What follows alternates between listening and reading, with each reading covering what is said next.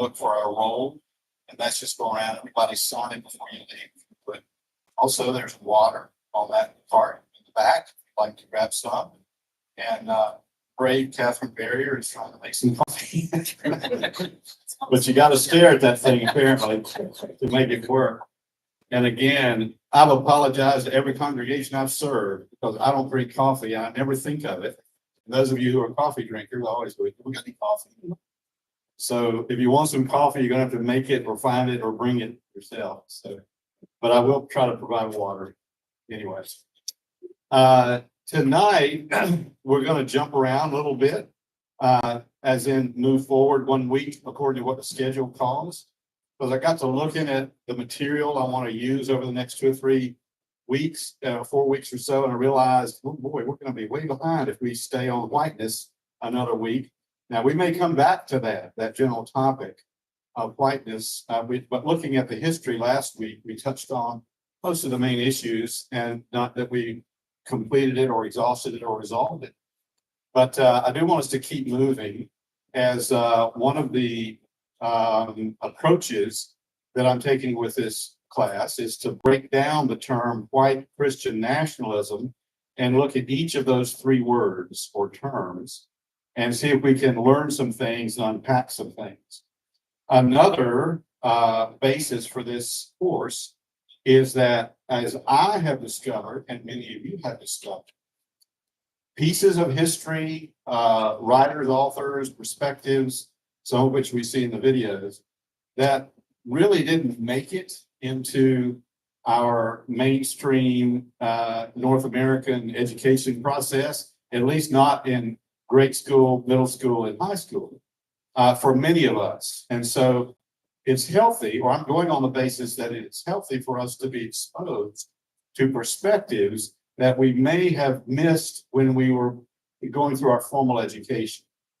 Maybe at least until college, and maybe even then too, depending on where you went to school, who our professors were, and when we went. So that's part of the basis of what we're doing tonight.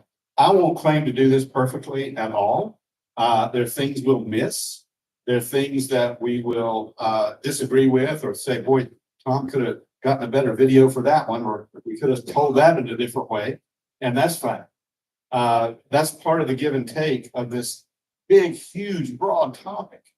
So I just asked us to be patient. That's one reason we'll have some discussion each week, so that we can sort of gain some perspective from one another and our experiences. So again, glad that you're here tonight. So tonight we're going to move on to whiteness, and I'm sorry, Christianity, but I'm using the term Christiany for this. And there's our working definition, which we will come back to, but just a reminder, white Christian nationalism manipulates racial tension, religious faith and language, and national identity or pride to acquire political and social power. We're going to hear more about that word power tonight. And so I used the term, I made up the term, I didn't make it up, I read it somewhere, others use it, Christiany, which might mean like a Christian, but not really. Christian sounding words or phrases, Christians looking, images that if you study them, you realize, not quite sure that's the Christianity I've come to know and love, but that's worth noting. And so to juxtapose that with, remember those bracelets, WWJD? Anybody know what that stood for? What would Jesus do? A very good question to ask, as well, along with what did Jesus say? And so when we pay attention to what Jesus did and said, then we want to always hold up any other philosophy or approach or claim on the Christian faith anyway against that. If you're claiming to be a Christian, does it match up with what Jesus said and did? And if there's a disconnect, a dissonance between those two things, then you got a real challenge. So when we consider the Christian part of white Christian nationalism, and we pay attention to the way our faith is used, which includes the way Scripture is used, There's certain things that are good to pay attention to. If someone claims scriptural basis for what they're doing or promoting, it's good to ask, what parts of scripture are you emphasizing? And are there parts in major parts of scripture that you're leaving out? We might notice that many Christian nationalists emphasize portions of the Old Testament, particularly where the nation of Israel is being born. God shows favor, protects the Israelites, leads them to victory in battle. They pay attention to parts of Revelation and other apocalyptic literature that speak of God's victory over the forces of evil and darkness. They emphasize portions of Paul's letters. For example, in Romans 13, Paul writes, respect the governing authorities because they have been given their authority by God, and they are here for your good to keep law and order in the. I'm paraphrasing a little bit, but so passages like that are often what Christian national philosophy pays attention to. You won't hear them quoting much of the Sermon on the Mount. You won't hear them wrestling with Jesus' parables. You don't see them quote too often, maybe with some notable exceptions, very few. You won't hear them quoting the Hebrew prophets that speak about mercy and humility and justice, caring for the poor, looking out for the sojourner, the widow, the orphan. There are certain themes in the scriptures that white Christian nationalists conveniently avoid. Are we all guilty of that? Probably so. I know I am. But I constantly go back and ask myself, what am I missing? What am I ignoring? What am I overemphasizing and leaving out? And that's an imperfect process, but it's important that we be honest enough as followers of Jesus that we pay attention to that and check ourselves with that from time to time. That's a healthy exercise. Generally, you don't see white Christian nationalists doing that very much. So tonight, we're going to see and catch some clips of some videos that speak of Christianity and those who try to claim it against what the speaker may want to lift up as being a more accurate description of our faith and who Jesus is and so forth. But I want to begin with a little bit of humor. And this is a woman who appears on videos. And yes, of course, much of this comes from TikTok. So she's very funny and does everything with a wonderful Southern accent that I grew up listening to and use myself. And here's some reflections on her church experiences. Okay. So she goes quick. So just pay attention and listen to this. It's really fun. Well, you know how it is. You skip one Sunday and you got to hear about it all week. The preacher started a sermon with "I'll be free," and that's when I knew he was. If the choir wasn't singing any louder, we didn't even look good. Did you see the preacher look at me? He talked about sin. What was that about? You could feel the tension when the preacher started talking about gossip. And Sister Linda started coughing real loud. I'm pretty sure Sister Betty's perfume baptized my whole world. I saw Brother Bob nodding. You ever seen somebody praise the Lord with one hand and text it the other? Says I have.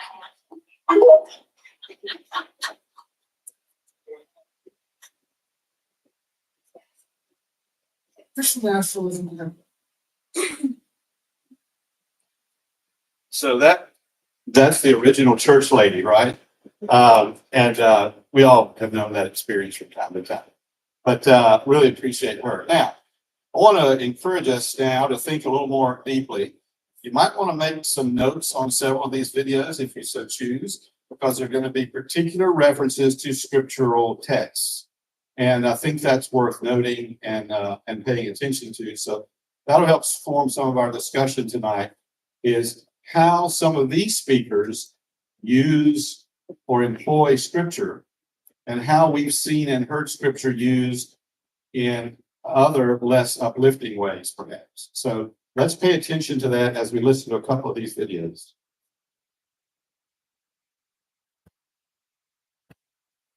Nationalism has its root in the dangerous myth that we are founded as a Christian nation and that Christianity is a privileged place in our nation that must be.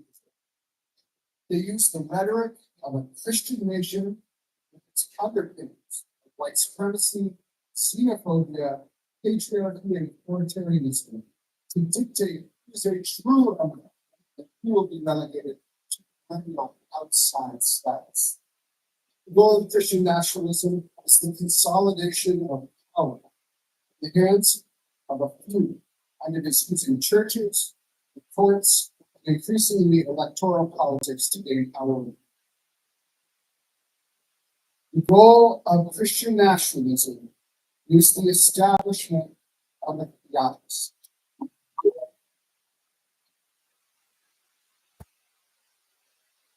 All right, that last phrase is pretty haunting. The goal of white Christian nationalism, where he said Christian nationalism, is the establishment of a theocracy. Can you think from your history classes of times and places where human beings formed theocracies? Who can think of an example of a theocracy out of history? Iraq. Yeah. There have been over the centuries, there certainly have been for many, many years, Muslim or Islamic countries that the clerics were the what we would call the magistrates or the political leaders and governmental leaders. So sometimes those things really run together. How about in Europe? Can we think historically of times, good examples of theocracies in Europe? The Spanish Inquisition was one. Those were all just good Catholic priests and bishops and archbishops who were running the Inquisition. But that was another case where religious bodies and leaders had enormous civic power and political power. And so those two things kind of worked together. Other examples, Susan.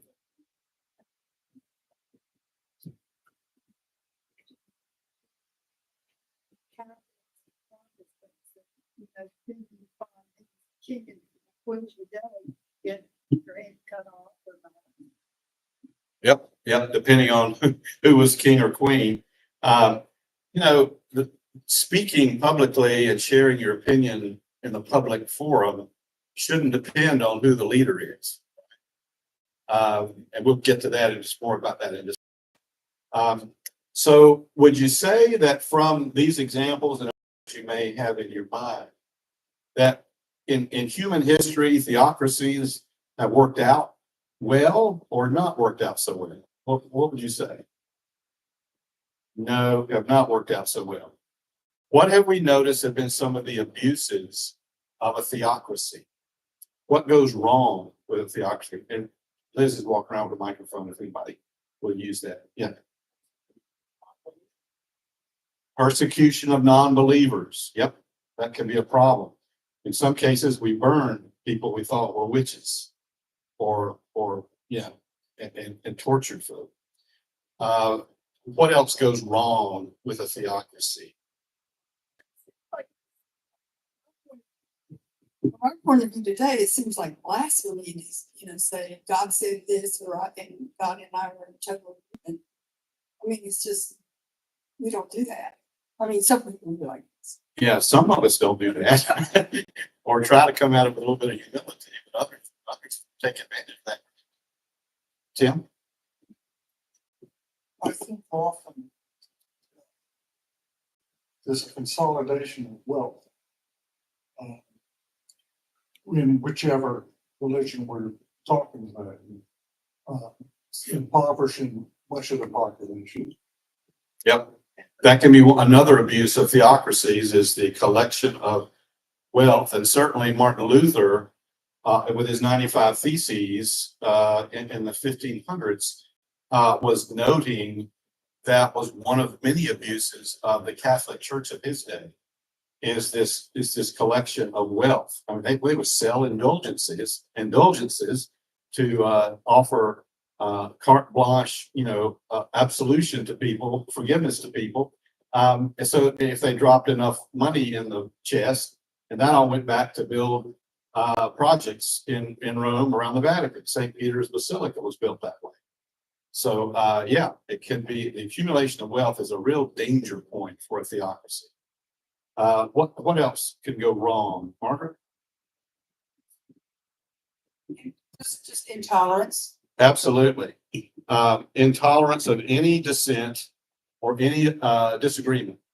So it makes it real hard then for there to be a minority opinion because that's just squelched. Right? After all, the people who run the theocracy have God on their side, and they've already spoken for and interpreting God. How you going to argue with God?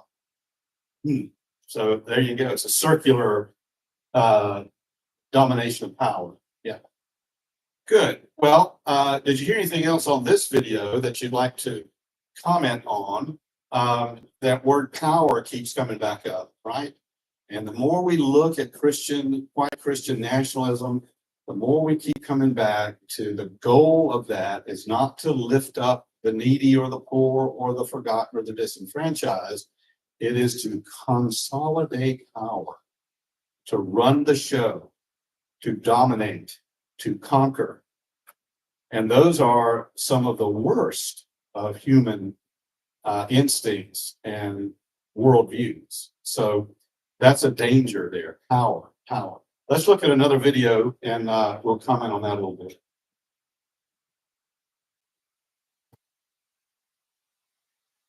Episcopalians aren't exactly known for quoting scripture by chapter and verse. But these days, Luke chapter 6 might be a good one to keep in your back pocket. When engaging with other Christians, being able to quote Jesus when he says, "Do not judge, and you will not be judged. Do not condemn, and you will not be condemned." Luke 6:37, by the way. Might be a handy verse to memorize. How different would our world be if Christians lived these words from Jesus? If Christians were less judgmental, if we were less ready to condemn, how different would our world be if Christians practiced loving their enemies and doing good to those who cursed us? How much different would our world be if Christians act as if we believed that God is merciful? Jesus says it plainly. The Christian way is not to seek vengeance. The Christian way is not to seek to embarrass your enemies, as satisfying as that might feel like it could be. The Christian way is not to intentionally cause suffering and pain. The Christian way is a way of loving, doing good, of blessing and praying, especially for those with whom we disagree. Why love your enemies? Because practicing love in the end costs less than practicing hate. Hate consumes. Hate embitters. Spending your energy practicing hate will not help you to grow as a person. Hate shrinks us, and God has plenty of small people. God does not want you to be smaller. You were not made for hate, but for love. Wow, that's a powerful sermon there, that part of it, right? Oh my goodness, a lot to unpack there. Hate makes us smaller. Love is expansive. Hate makes us smaller. Love makes us bigger.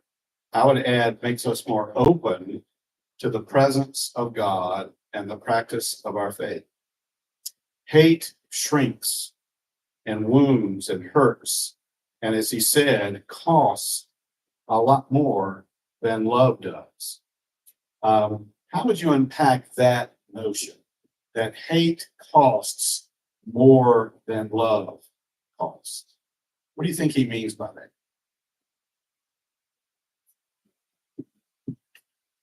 It does more damage. Does more damage. Yep. Besides, you feel bad to yourself. Yeah. If you got any conscience at all, you're going to feel it's going to pull you down. It's going to diminish your own spirit. Michael. To me, hate is a reactionary thing, and love is not. Love flows. Hate has to be thought out. You have to come up with a plan to do it, and you have to try to achieve it. Love, you can just do it.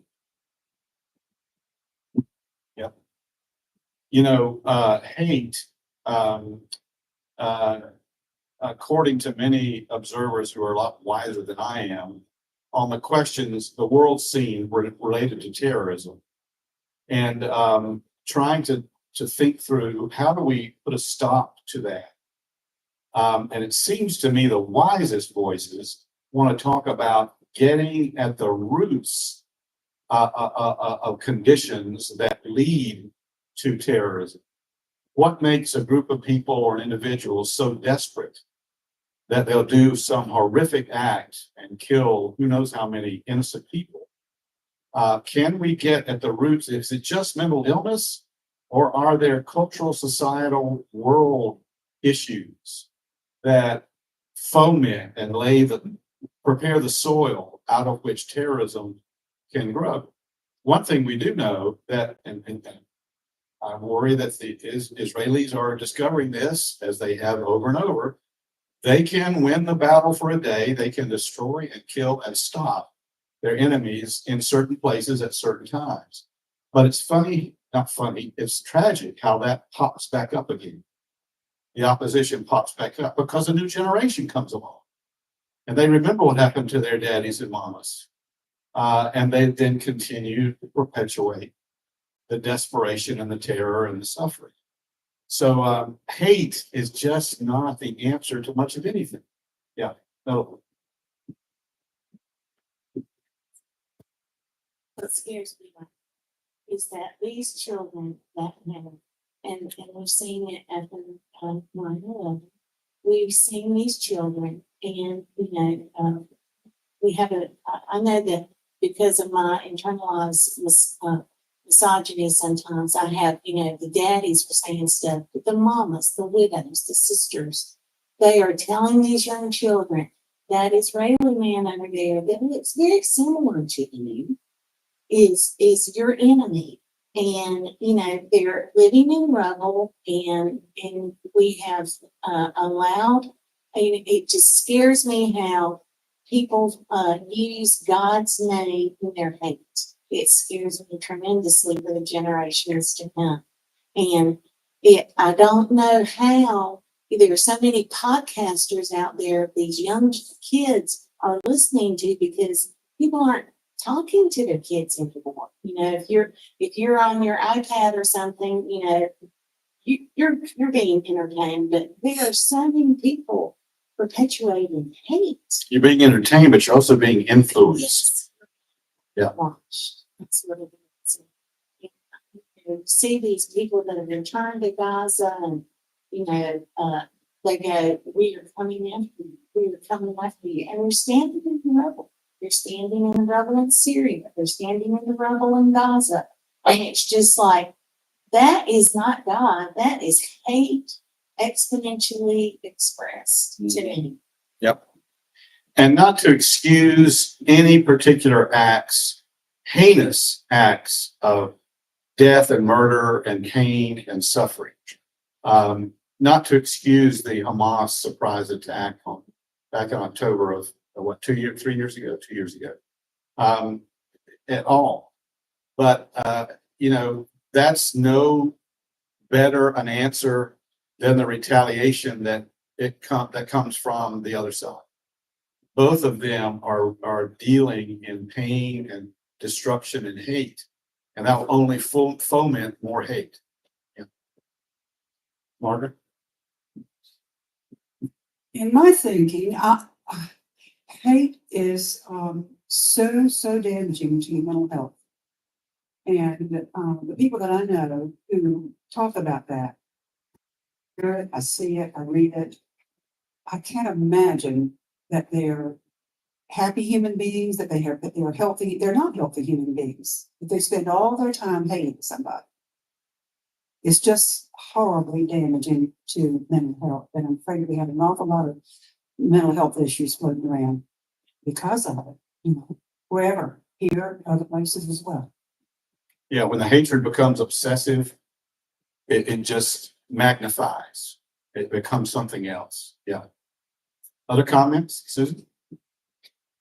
I hate to talk about this in such nice people, but a lot of it's not individual choice. I mean, evil is in the world, and working for a human rights organization, one of the things as part of the training is we learned about the making of a torturer. How there's definite ways that are going on when people are, they don't have much, they're disadvantaged and they are broken down, and then rehabilitated to go out and torture people to death. So, I mean, evil is a force in the world, and we are in a position to fight against that, but a lot of people are not. So it's it's evil. It's evil.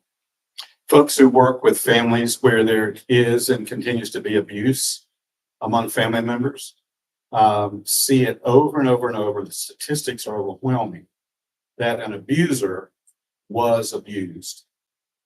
An abuser was abused. That's where usually he or she learned that pattern of behavior. And it's just really hard to get at that and do something about it.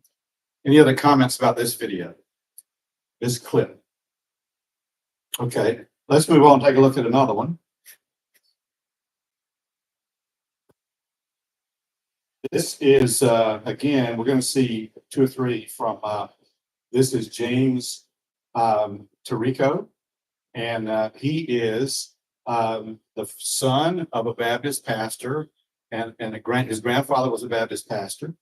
He is a member of the Texas state legislature. And you can hear from him. He's generally in line with what some folks want to call progressive values and issues. But he's fighting the battle, and he's really clear on what he's for and what he's trying to challenge, put a stop to. And so you'll hear this mixed in some issues that are particularly true nationally as well as in Texas. But pay special attention to the way he speaks about faith and the way he tries to claim ground on the basis of the Christian faith. Christian nationalism is on the rise. 3 years ago, Christian nationalists stormed the U.S. Capitol, killing police officers while carrying crosses and signs reading "Jesus saves." 3 years ago, Christian nationalists on the U.S. Supreme Court overturned Roe v. Wade, allowing states like ours to outlaw abortion even in cases of rape and incest. And as we speak, Christian nationalist billionaires are attempting to dismantle public education in the state of Texas and therefore dismantle democracy. Let me be very clear. There is nothing Christian about Christian nationalism.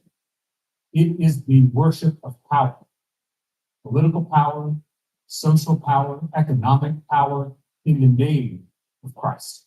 And it is a betrayal of Jesus of Nazareth. Jesus never asked us to kill police officers.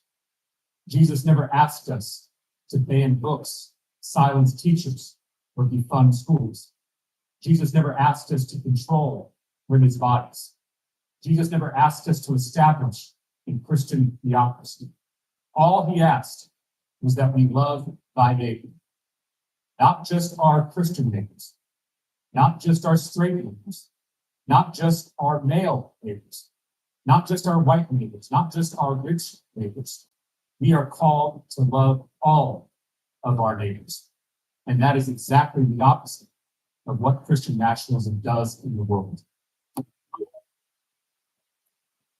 Okay, an additional perspective there, really grounded in his Christian faith, and he's a believer, absolutely. He doesn't mind bringing that into the political sphere, doesn't mind using that to address issues in the Texas state legislature.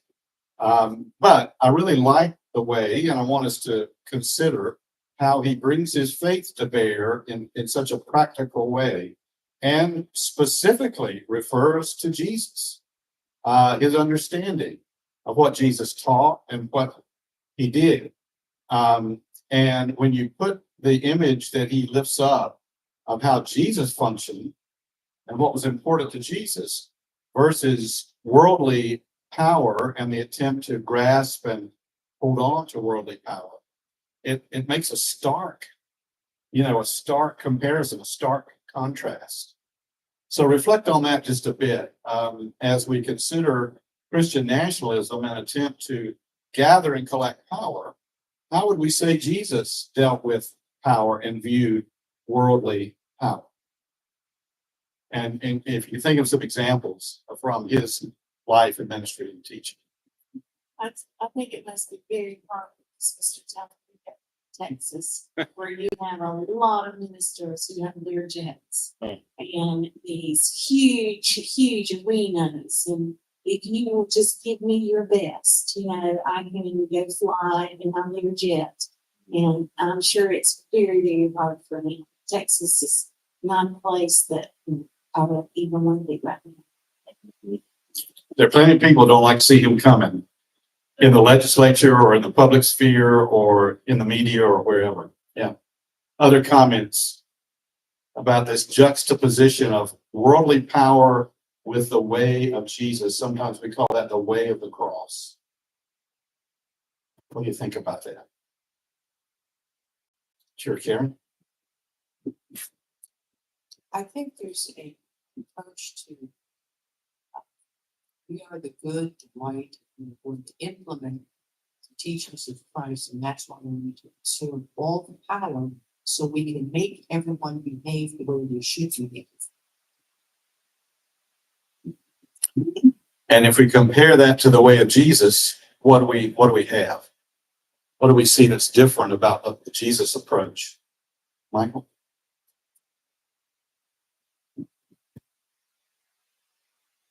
I hope you don't mind, but I'm going to disagree with you.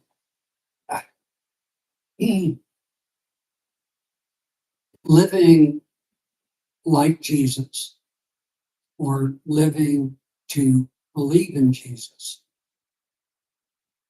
is very hard. All of us sit here, we all know this is going on. With a raise of hands, how many people here have done anything about it? What have you done?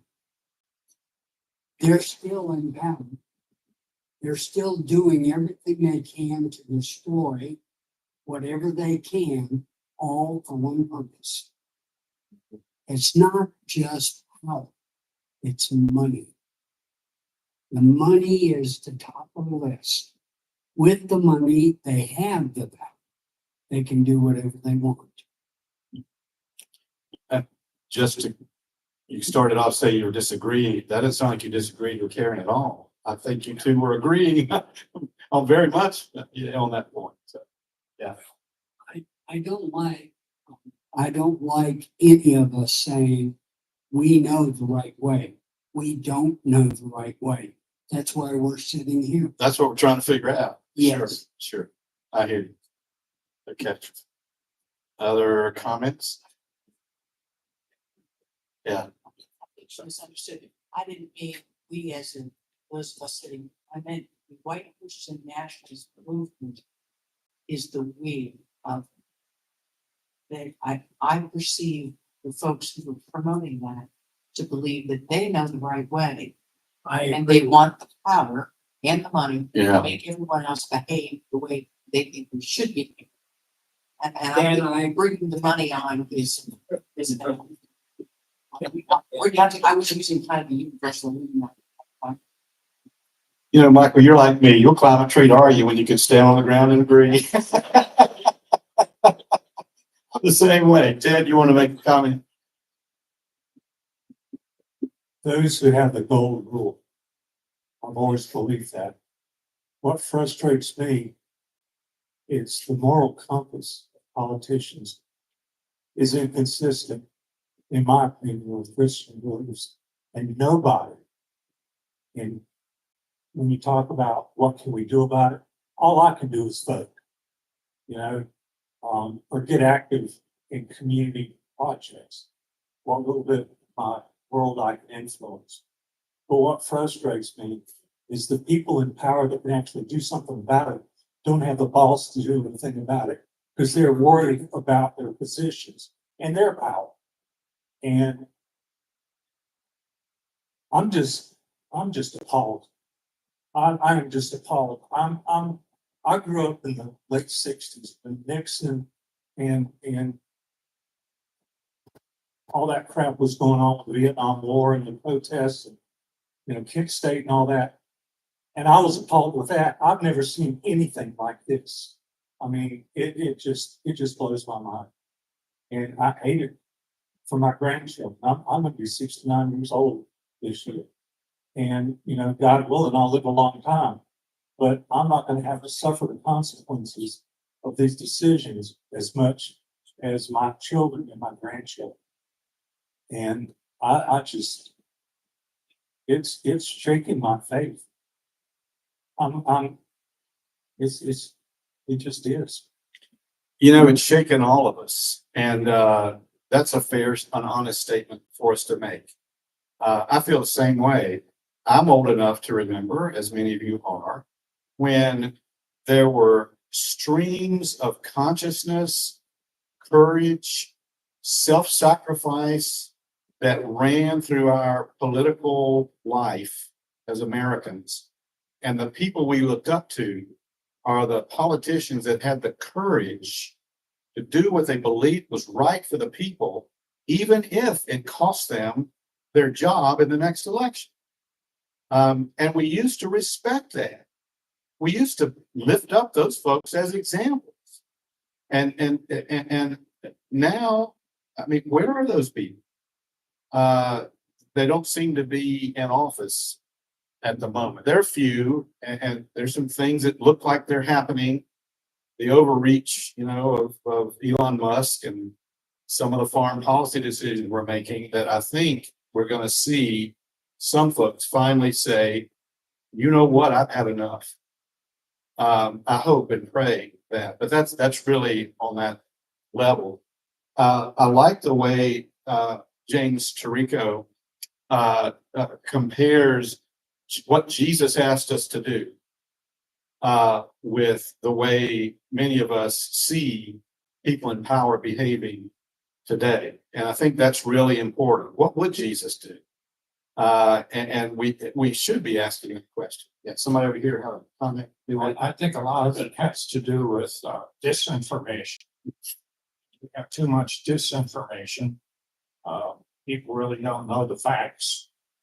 They get on the internet and these websites and whatnot, and they form a bubble or a club, and they just take what's true and twist it around and make it into a lie. And I could give you several examples. I was at the restaurant the other day, and we're talking about the weather, and this lady taking the money at the cash register. So don't you think it's terrible that Biden killed 6 million chickens, and that's why eggs prices are so high? And it's 50 cents more if you order an egg. It's $1.50 more if you order chicken. And if Biden killed all those chickens, we would have cheaper eggs. And I said, where do you get your news from? And I'm arguing. Disinformation, I think, is a big problem. Amen to that. Legislators go into it also. Yeah. You go. It's just overall, an overall statement is something that's always got me about our world we live in down here in the South. So we have always known as the Bible Belt. But would have been a whole lot better off to be known as Jesus. People that approach the Bible like it's simply off. It just like just this is said, Jesus said, God said, you cannot change it.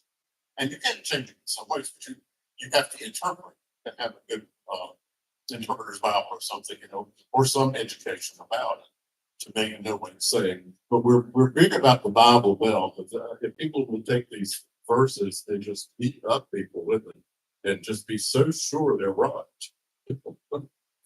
We'll argue more out of a remote verse in the holiness codes in Leviticus, chapter 17 through about 23, than we will about the Sermon on the Mount. Let's argue over what Jesus meant with the parable of the forgiving father and the prodigal son. Let's argue over, blessed are the poor and the meek and the brokenhearted and the peacemakers. Let's have some discussion about those things and not worry so much about, do we make child sacrifices to Molech? Susan. Leroy, Tim Father, or stuff like that. That's what I mean. Run, Toto. Get out of here. Yep. Other comments? I mean, I got one. Sure. So children and youth minister here. Last night for youth group, we did a lesson on Jesus for president. Vote for Jesus, right? Because my high schoolers are very in tune with what's going on in the world right now. Gen Z as a whole, this new generation, the littlest ones are Gen Alpha, but the teenagers and young adults are Gen Z. They are the most informed generation that's ever existed. And they grew up with phones in their hands and this technology. They know when they're being advertised to. They know when something is AI. They pick up on things because they've grown up with it. So it's really hard to manipulate them or fool them. And they keep a pulse on what's going on in the world. Like for the most part, this generation knows exactly what is happening. And if you don't think that they're angry, if you don't think that they're scared, then you need to get around some teenagers. So yesterday we did a whole lesson on what would it look like if Jesus ran for president. And they said, they'd crucify him again. Are you kidding me? He'd be gone in a second, Miss Lance. And we were talking about politics, we were talking about leadership and everything like that. And one of my teens said, because again, I'm trying to present the information and get them to think for themselves. So I never provide an answer. I just give them questions for them to think about and use their little brains. One of my teenagers said, I don't think he would want to be president. He didn't want to be the king in his time. Why would he want to lead now? And I was like, oh, that's my next slide. So we talked about how, Jesus said, give back to Caesar what is Caesar's. He was not motivated by money. He could care less. He was homeless.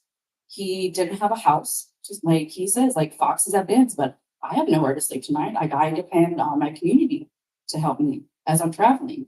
So money was out the window. That was not his motivator. And we talked about the passage of being tempted by the devil. And the devil says, I will give you all the kingdoms in the world if you bow down to me. And Jesus said, away from me, Satan. He didn't want to be king. He didn't want to be the ruler. Another thing is in Luke, he says, what good is it to gain the world and lose yourself? Or in some translations, lose your soul.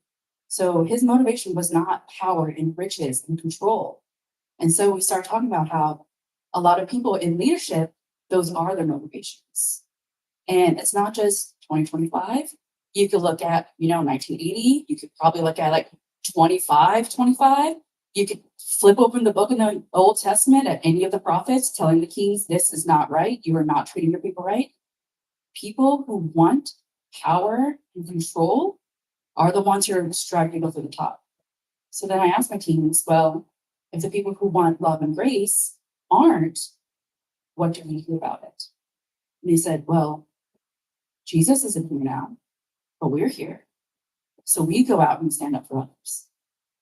And I said, well, what power do you guys have? Of course, I know they have power, but get their little brains going. He said, we have a lot of power. Like we have a lot of opportunities to go out and do things. So that's what the teenagers are thinking about right now. Just so you all know. Thanks, Liz.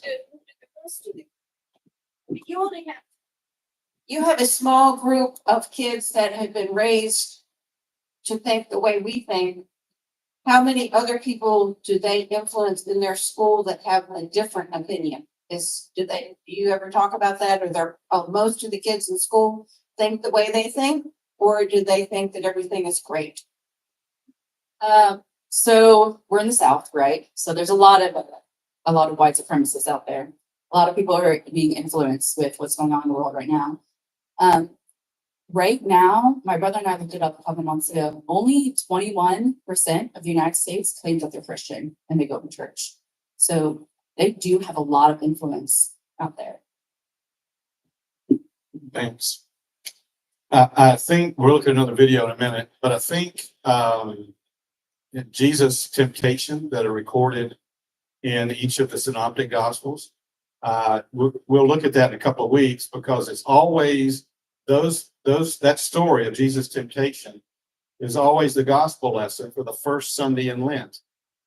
As soon as we put ashes on our forehead and heard the words repent and believe in the gospel, then the very next Sunday after Ash Wednesday, we encounter and consider Jesus' temptation. How instructive for that. Liz, you used a great word, power. Jesus, in one of the temptations, has offered untold power. The tempter says, if you'll just kneel down and bow to me and worship me, I'll give you all of this, all the worldly power you can imagine. And Jesus knows his power is not of this world. So it's important that we distinguish between worldly power and the power of the gospel. So let's take a look at this. This is James Tirico again. Christian nationalists are not. Sorry about that.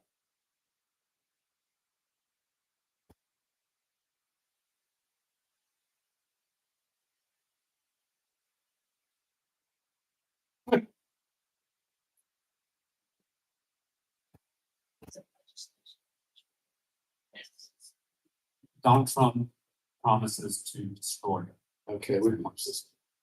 Jesus calls us to love our enemies. We're all struggling with that right now. A lot of us are starting to see some of our neighbors.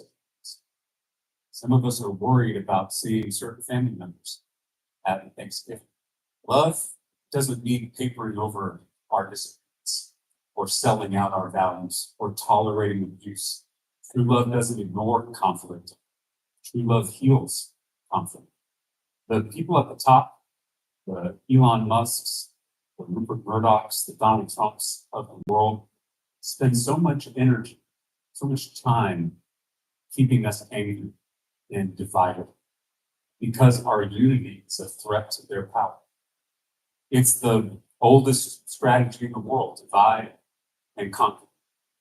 And it's why love has always been a threat to the powers that be. Loving our neighbors allows us to listen to each other, learn from each other, and ultimately come together, take power back for ourselves and our communities. This is easier said than done, but it's the only way out.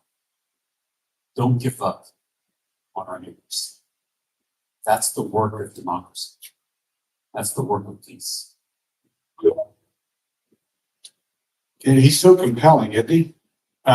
You listen to him and you say, that just makes sense. This young man, not so young, he looks young. And so he in this clip, he names names. Remember, he's a politician. He's in the public sphere. That's what he does, you know.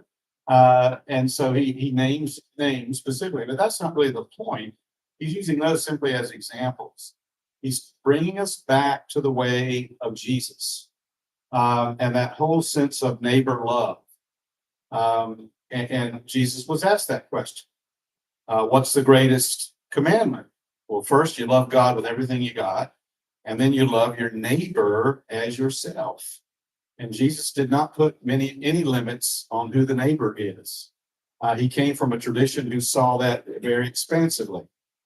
In the Jewish faith and Jewish tradition, your neighbor could be anybody. And the Jews themselves, at their best, remembered when they were slaves and how God made a nation out of them when there was no nation, made a people out of them when they were no people, blessed them to be a blessing on earth when there was no blessing like that. So that part of our tradition as Christians is very powerful. Neighbor love. Jesus came back to that repeatedly. And James Tarico invites us to not forget that. Don't give up on your neighbors. Other reflections on this clip. Anybody?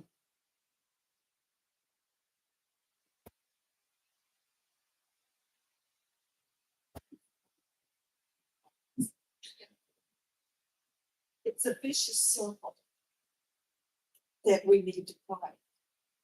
And I'm not sure who we want to break. It's going to take a real rise of our Christian people. And it's going to take people that are willing to put themselves out there and stand up. It's like you said, the legislators.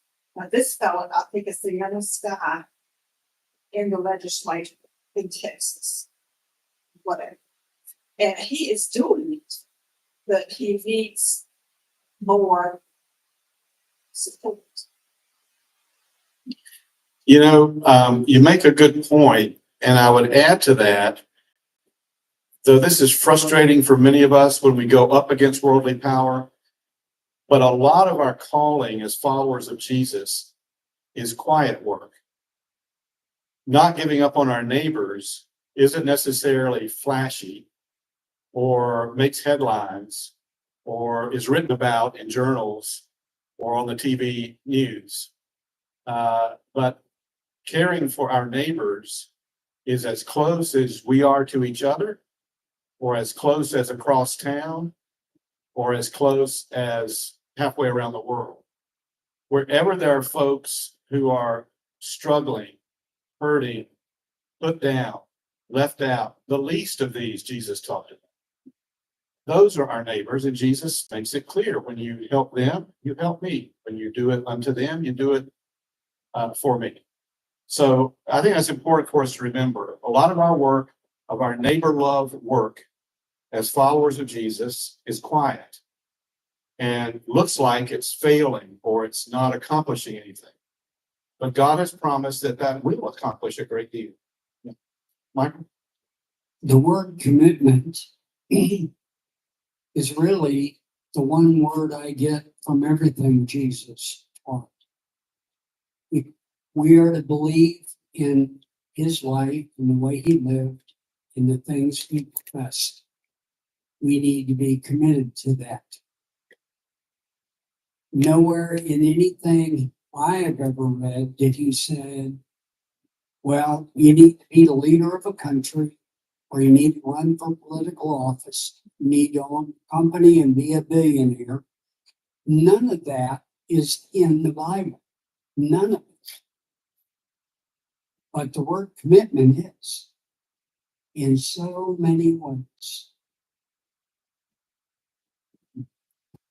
I can't resist this joke. People have been trying to commit me for years, but you're right. Commitment's very important. Yeah. Other comments to this clip?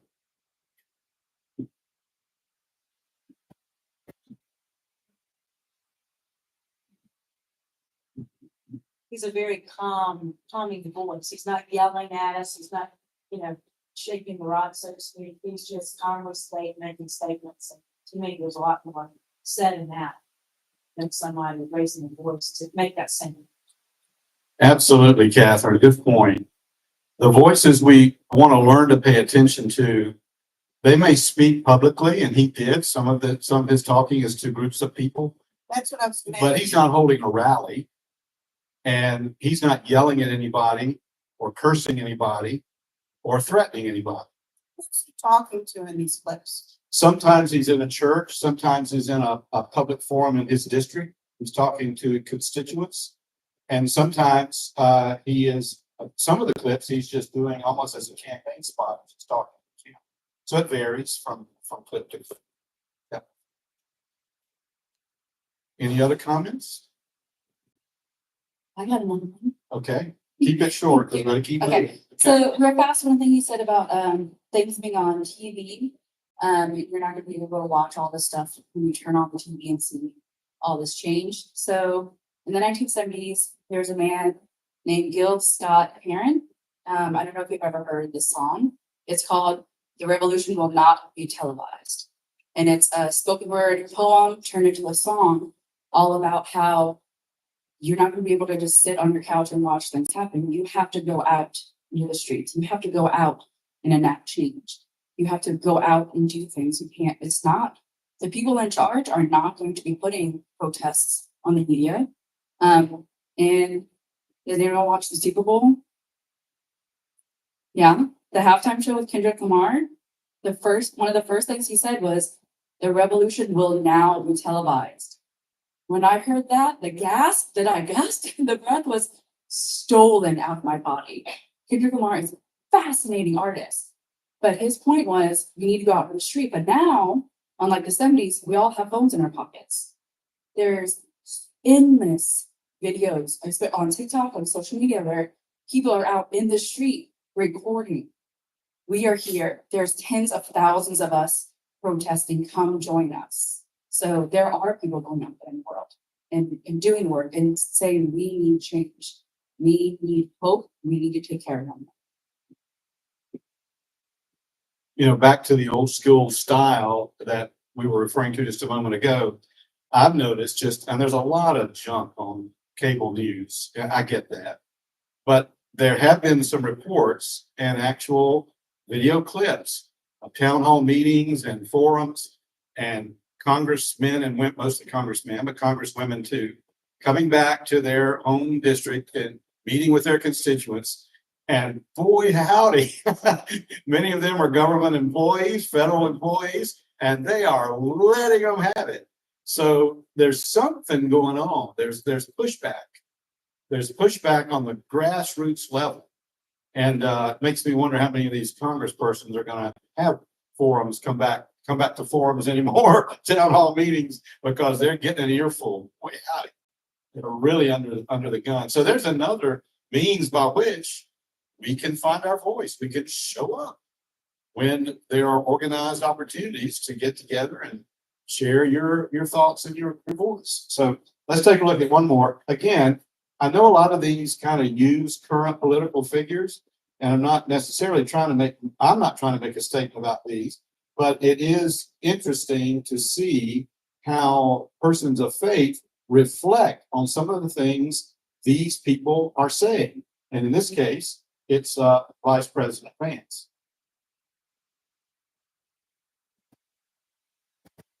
As an American citizen, your compassion belongs first to your fellow citizen. No, this is a nationalistic understanding of morality where somebody's value comes from where their citizenship lies. We should reject this. This is called Christian nationalism, which is just nationalism with a few Christian words sprinkled on top. Vance goes on to say that it is a Christian belief that we should first love our families and then our neighbors and then citizens of our country. And then if there is enough, other people outside of it.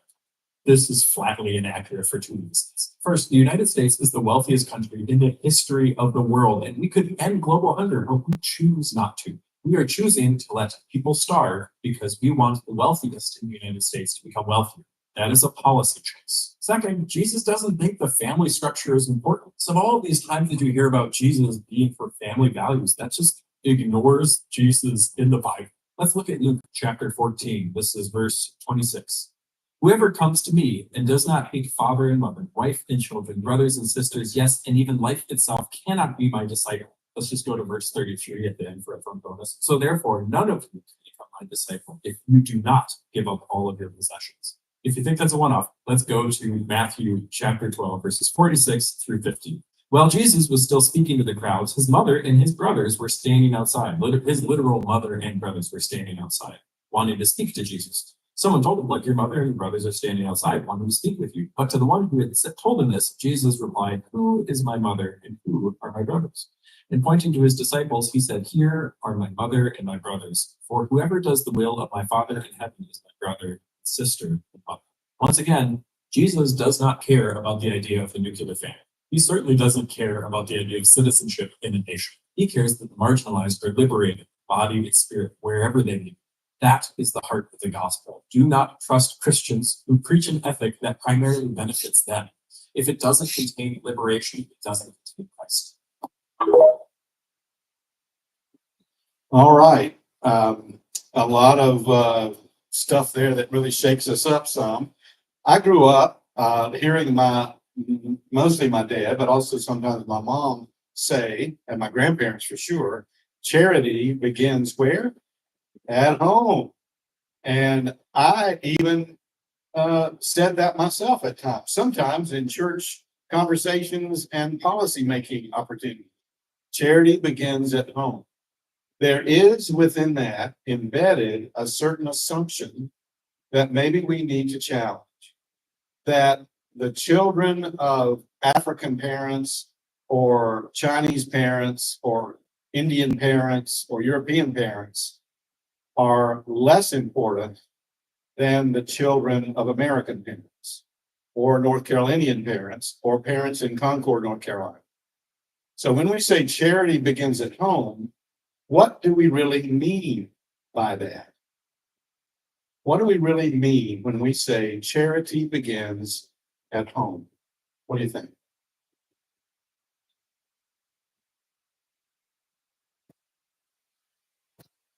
That one cuts deep, doesn't it? I think when we say that, when you take care of yourself and your nuclear family first, and after giving to them, then reach out further in your community with what you have left. May not be the teaching of Christ, but I think that's what that expression, charity begins at home means.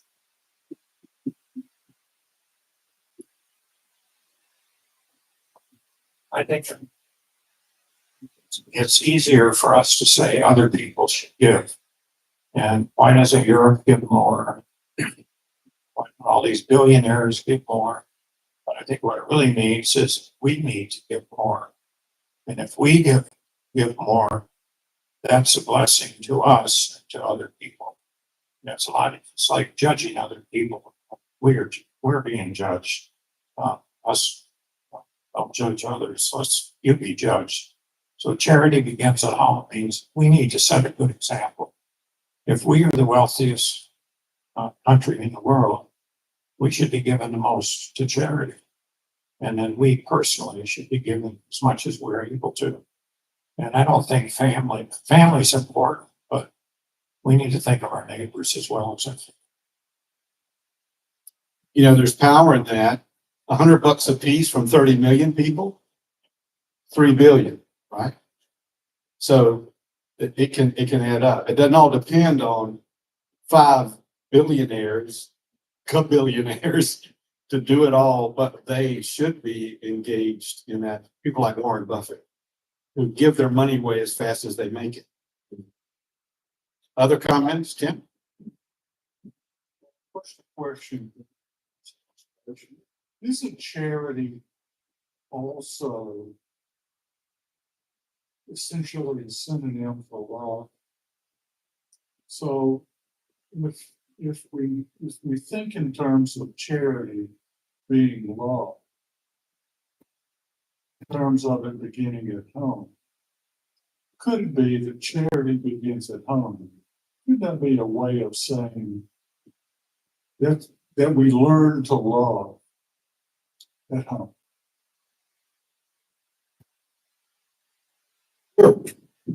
And the love we learn doesn't stay home, right? The act of doesn't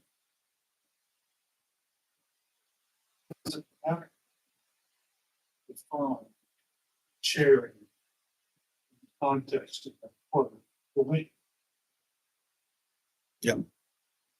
Good point. Other comments or thoughts?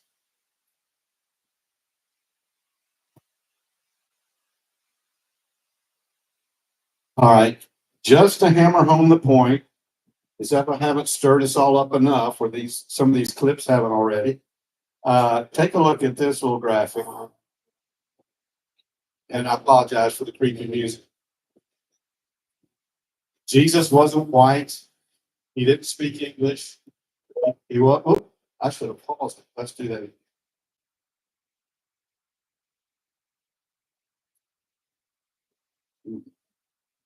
It's an American citizen. Move.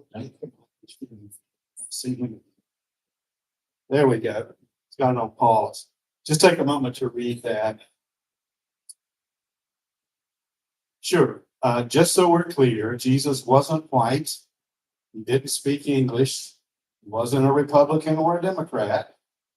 He carried a cross, not a gun. The American flag is not a Christian symbol. The national anthem is not a worship song. The Bible doesn't say, God bless America. It says, for God so loved the world. Now, I think these quotes don't denigrate anything. They don't denigrate our flag, our national anthem, or praying for God's blessing on America. But it does make a point to say, let's be very careful about how we conflate our national symbols and aspirations with our Christian symbols and commitment. Let's be real careful that we're aware of any ways in which that conflation is happening, and we stand against that and speak against that. Reflections on Mike. That's exactly why the Constitution separates the church and state. They did not want the church running the country. They did not want the country running the church. They wanted people to have freedom, and you cannot have freedom if they're not separate.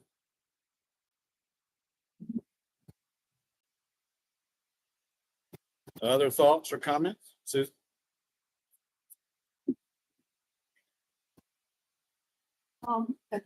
Another part of this though is also that, if there's a certain political viewpoint that is out there claiming to be Christian and claiming the territory, we shouldn't cede the territory. We should say, I follow Jesus and I'm going to go this way, or I'm going to do this. So I think we shouldn't surrender, to this kind of language. We should just be Christians, whichever faith we follow, and act in the world according to our beliefs. One of the clips made the point, I forget which one it was, be careful about anybody speaking in the name of Christ, promoting things that benefit them. All right? If you're speaking with the voice of Christ, then you're reaching to the people Christ said to be friends with. Your neighbor, the least of these, the orphan, the widow, the sojourner. So there's that question of inward focus benefiting the speaker or the proponent of that position versus outward focus, God compelling me from Christ to be focused on the needs and value of others.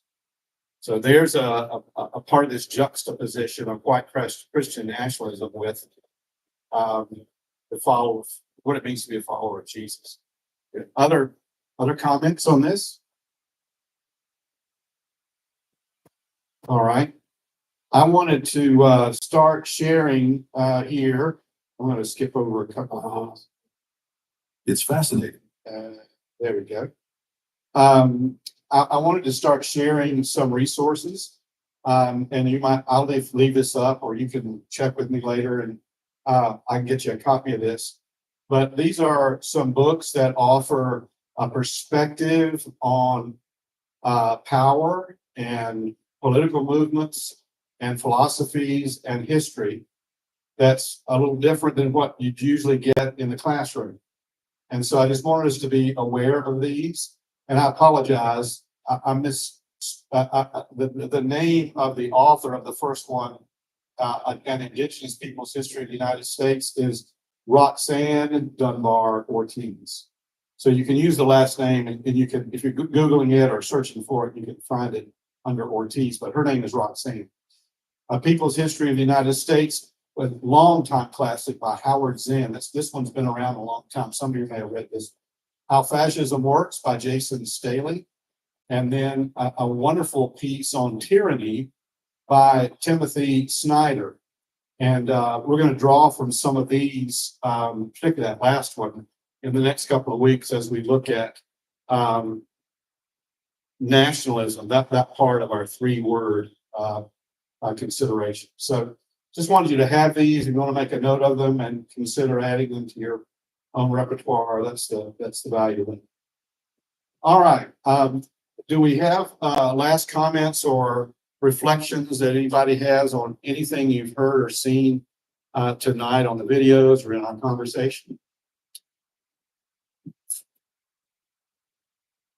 Anybody? Yeah, right over here, Liz.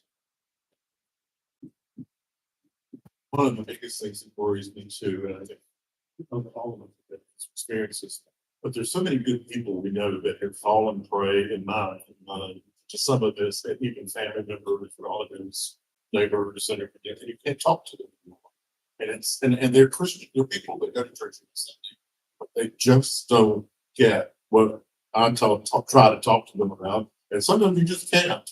It's just, and that's a sad thing. You're right. You all have heard me say before, my sister Joy, who lives in Myrtle Beach, she's the youngest of my 3 older sisters. You know, the older 2 passed away in the last couple of years. But Joy and I grew up in the same house. We went to the same church. We went to the same schools, had many of the same teachers. We heard and saw the same things. We went to Duke University undergraduate. And to this day, she's a raging Trumper. And if you hadn't guessed, I am not. But so we fussed and fumed over every conceivable issue around these issues of the day, including politics.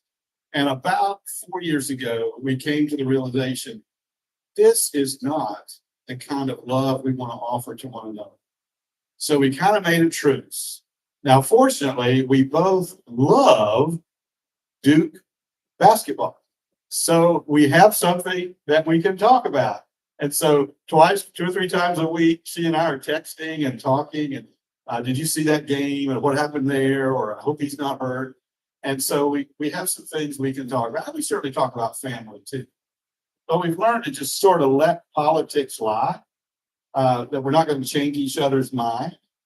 And that's okay. She knows where she's coming from. I know where I'm coming from. And we can coexist, and that's okay. Now, we have family ties, and we share DNA, and the same parents, and the same blood, and all those things. It can be a lot harder for some folks that we don't know as well. And we think, well, she's just out of her mind, or he's just an idiot. You know, it's real easy to fall into that trap. And start dismissing one another. If we do that, if we just dismiss each other because of these huge differences of opinion, then we're doing exactly what we hate in the white Christian nationalists, because they specialize in dismissing everybody else and grabbing hold of all the authority and power and being able to keep other people down or ignore other people. So when James Tarico says, don't give up on your neighbor, I think that's exactly what he means. Do the work of listening, of maintaining relationships, of staying in the game, because our unity is the biggest threat to those who want to claim power. And if we refuse to be divided by the issues of the day, we will win. We will win. If we allow ourselves to be chopped up and divided, we lose. So keep that in mind. And let's stop for tonight. Next week, we will look at nationalism and consider that aspect of what we're about today. Liz? So real quick, you just hit on one of my special interests, on the indigenous people's history of the United States. So, quick story. There's a meme going around. It's like, oh, what radicalized you in life? Like, what made you like want to go out and like be an advocate for justice in the world? Mine was in 2nd grade. The movie Pocahontas just came out. You know, I'm a huge Disney fan, and it was the 90s. And we had to write a story about the first Thanksgiving with the Indians and the Pilgrims, because it was the 90s, we said Indians instead of Indigenous people and Native Americans. And little 8-year-old me was like, I just watched this movie. I know all about this. So I wrote about them fighting one another. And I was sent to the principal's office. And I was told, I was terrified. I'd never been in trouble before. I was terrified. And I don't remember the entire conversation, but I remember the last thing the principal said to me was, you do not write about such things. And so it became my undergraduate thesis. So one of my degrees is in history, and I took a seminar on crimes against humanity. And my thesis was the genocide of the Native Americans and its portrayal in the United States education system.